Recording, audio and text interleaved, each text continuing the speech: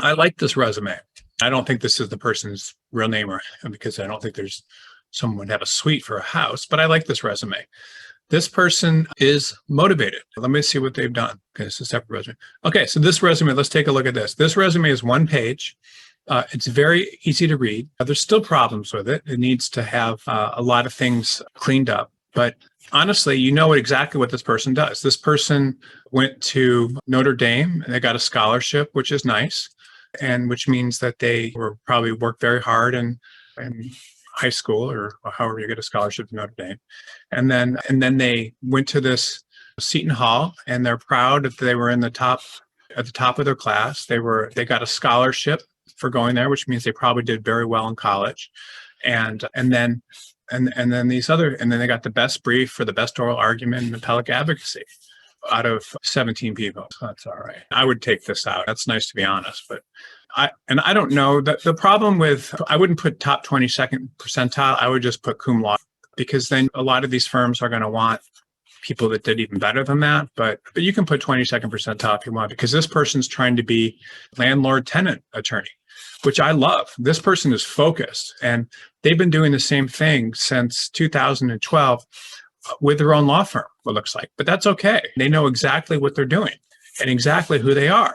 And I love this resume. This is a good resume. I would actually work with this person and I would probably get them a job because this person knows exactly what they're doing. And this is the kind of stuff that law firms like. She knows exactly what she wants to do. The resume is for the most part fairly well proofed. And then I don't know, this guardian ad litem stuff, she's actually, I guess you get paid as a guardian ad litem, but that's great too. So she's got this kind of little business going on the side.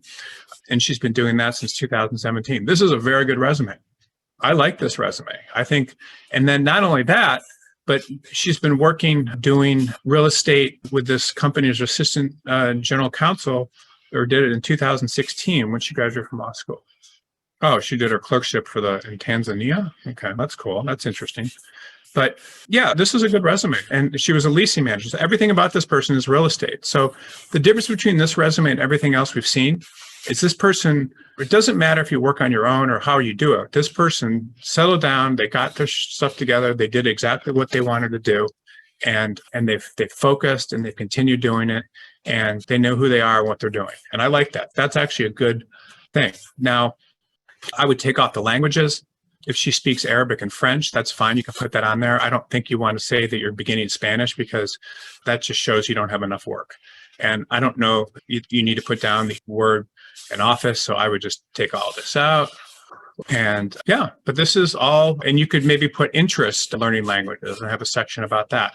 So this particular person, you look at the resume, they're focused, you know exactly who they are. They've got employment stability. So you know that the person's got employment stability, that they can do the job if it's landlord tenant. You don't know if they can be managed, but my sense is that the person does stick to things. And if they were hired, they'd probably do the job long term. And if they would do the job, they want to do the job. And then they did this, and then they're doing these guardian ad litem things. This is probably a pretty good person too. So I like this person. I think this is a good resume. And I just want to show you the difference between this resume and all the others we've looked at. It's just the focus, and you know exactly who the person is. Like legal, like it contracts, temporary work, working for 15 different law firms.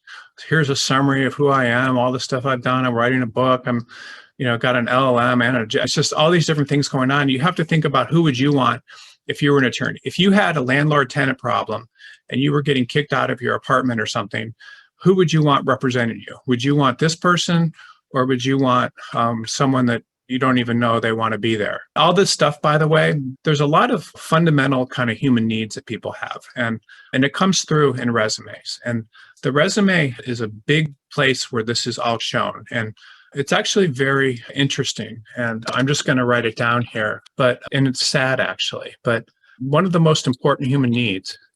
And so when you look at the resumes that we've looked at so far today, this particular person, it looks to me like they get their importance. If you look at this, like they worked in Rwanda, they done this guardian ad litem, they do all this land.